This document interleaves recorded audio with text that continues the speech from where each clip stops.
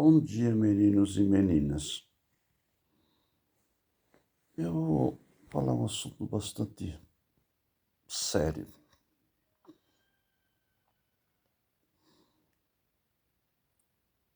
Há um conto na Bíblia Sagrada, do capítulo 4, quando Caim matou Abel.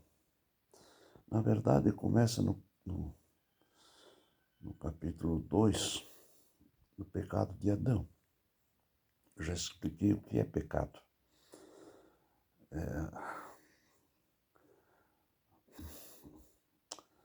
Tem pastores e padres aí que encurralam as ovelhas num canto. Isso começou pelo catolicismo romano. Eles usavam um terror psicológico em dois sentidos, no lado político e no lado religioso, espiritual. Ninguém gosta de viver num rangue nocauteado por inimigo invisível. Isso que é o pior. Então tinha que confessar as Ave Maria, Santa Maria, o Padre Nosso, Salve Rainha e o rosário inteiro. Se não confessasse, não podia tomar hóstia. Você viu que... E eu fiz isso por 18 anos. Eu fui ministro da Eucaristia. Só que dentro do meu interior, no meu entendimento, quando eu recebia as encíclicas do Dom Tito Bush, que já foi, eu reverti aquilo. Eu, de uma mensagem de terror, eu trazia uma mensagem de amor. E suplementava com versículos bíblicos. Todo mundo, a igreja enchia. Depois fiz curso de confissão, batismo, casamento. Eu era para ser um sacerdote. E eu ia ser um sacerdote. Mas o cursilho, naquela época, era 2 anos de estudos, feito por padres, psicólogos, filósofos e teólogos.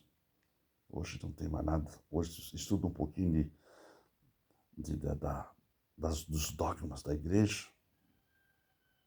E já, porque não tem mais padre, da Constituição de 88 acabou-se. O Brasil se tornou um país laico e a partir de então a Igreja Católica perdeu a teta, que era nós que sustentávamos com os nossos impostos.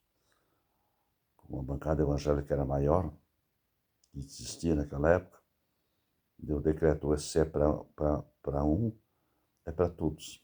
E se não é para todos, não é para nenhum. Derrubou. E foi aceito por unanimidade. Aí abriu a porta para o MDB, que era só um movimento. O PT, que não tinha, andava detrás das costas do MDB. Sempre foi de esquerda. E por aí fora. Mas não é isso que eu quero falar. Não é esse assunto. Eu fiz geopolítica, tanto brasileira como estrangeira no exterior. Conheço a situação em todos os países do mundo, quase todos. Os maiores, né? Deixa quieto. O que eu quero falar é quando... Aí eu estava falando sobre o pecado. Daí a Igreja Católica sacrifica, os pastores sacrificam. Paga o teu dízimo, o teu centésimo. Só um exemplo, meu cunhado morreu dessa pandemia aí. E não pôde ser... O guardamento do corpo dele não levaram até na igreja, que é uma tradição da Igreja Católica.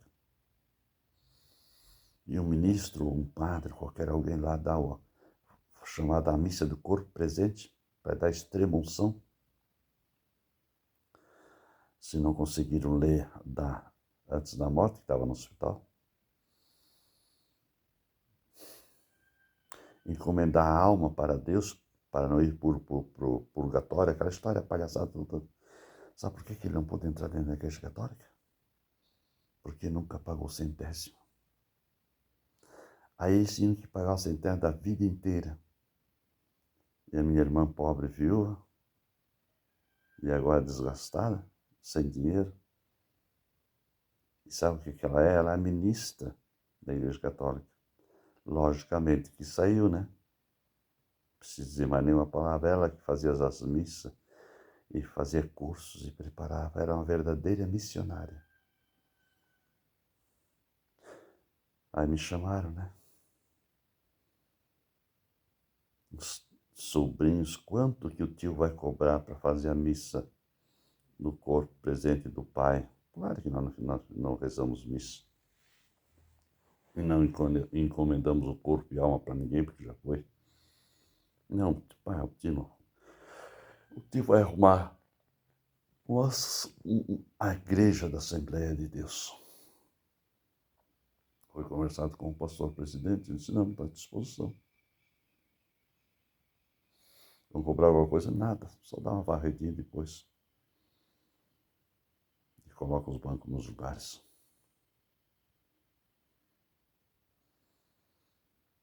Então, o catolicismo romano, que a palavra católico quer dizer popular, espalhou o espiritismo, um,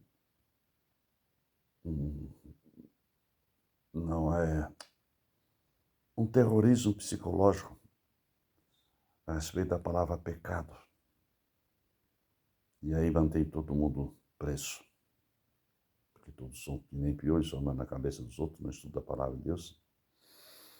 Já deixa quieto essa parte. Então, pecado é errar o alvo.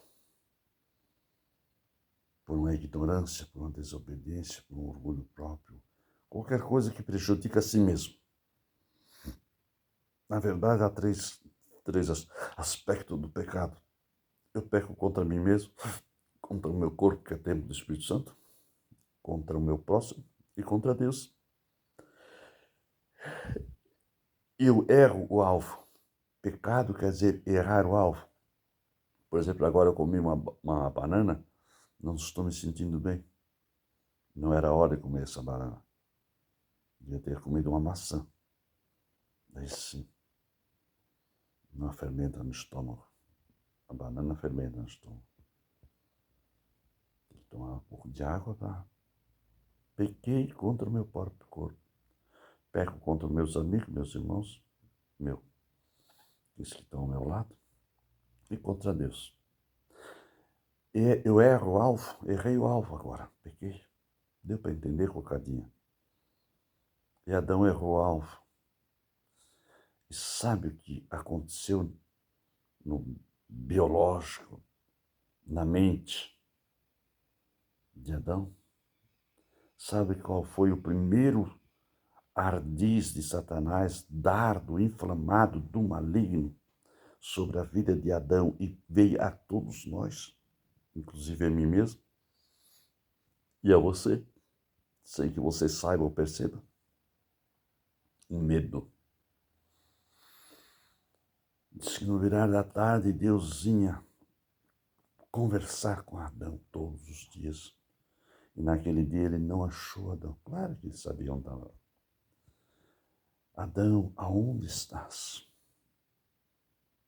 Essa voz ecoa até hoje. José, onde estás? Maria, onde estás? E como estás? Esse onde estás já estava incluído como estás. Porque não estás na minha presença. Ah, Senhor, eu ouvi a tua voz no jardim e me escondi, tive medo. Meu cunhado, esse que eu falei que morreu da Covid, ele era ministro e se decepcionou porque foi tesoureiro também da igreja. E ele disse, meus pés ali nunca mais eu coloco. Só que ele nunca revelou para ninguém, para sua esposa, para seus irmãos, para sua família, para o pai, para a mãe dele, que eram vivos na época. Mas comigo ele conversou. Ele me respeitava, ele dizia, você está melhor do que eu. Porque eu sei coisa que você não sabe. Eu digo, não precisa nem me contar. Eu também sabia o que ele sabia, quando ele saiu do catolicismo. Naquela época, isso faz há 50 anos atrás. 54, na verdade. Não, 53. Deu para entender com carinho. Então, o medo, se está atacando teu coração de ficar velho, doente, endividado, sozinho, abandonado. O idoso acima dos 60 começa a ficar com medo de ficar sozinho. Às vezes medo de perder o emprego, medo de perder o marido e a mulher se cala, ele bebe, ele estupra ela, ele faz dela uma peteca. Com medo de perder o marido, ela se sujeita a tudo. Um terrorismo psicológico no quarto onde vai dormir para descansar. Medo. O medo aprisiona, leva à depressão, ao suicídio, à loucura, à bebedeira. Às vezes deixa uma oferta boa de trabalho em outra cidade, porque tem medo de levar um chifre, de ser corno. Eu tenho medo de fazer o meu vestibular, porque eu tenho vergonha, vai que eu rodo. Tão simples rodar no vestibular. Eu rodei no vestibular. Vou tentar de novo. Aí eu soube qual matéria que eu rodei. Estava em cima daquela matéria. Deu para entender com carinho. A palavra de Deus para você e para mim hoje é não temas. 366 vezes na Bíblia Sagrada tem a referência desta palavra, não temas. Sabia isso? O ano tem 365 dias, mas fica um dia para o ano bissexto, que é esse nosso ano agora. Não temas. Tem um hino da nossa arte cristã, o hino número 48, diz assim, não temas, contigo eu sempre estarei. E aí continua. Não temas. Entrega o teu caminho ao Senhor, confia nele, e o mais ele tudo fará. Descansa no Senhor, e ele vai satisfazer o desejo do teu coração. Tá bom? Filho pródigo não temeu.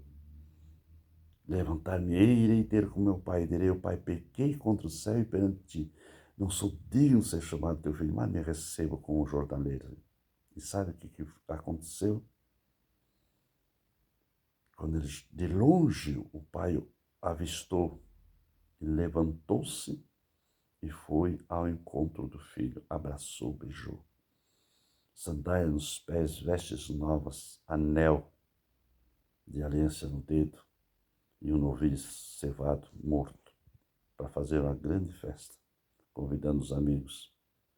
Alegrai-vos comigo, porque este estava morto e reviveu, estava perdido e foi achado. Volte para Jesus sem medo, ele vai te receber de braços abertos. Isso está registrado no capítulo 15, e versículo 20 do Evangelho de São Lucas. Deus te abençoe. Amém?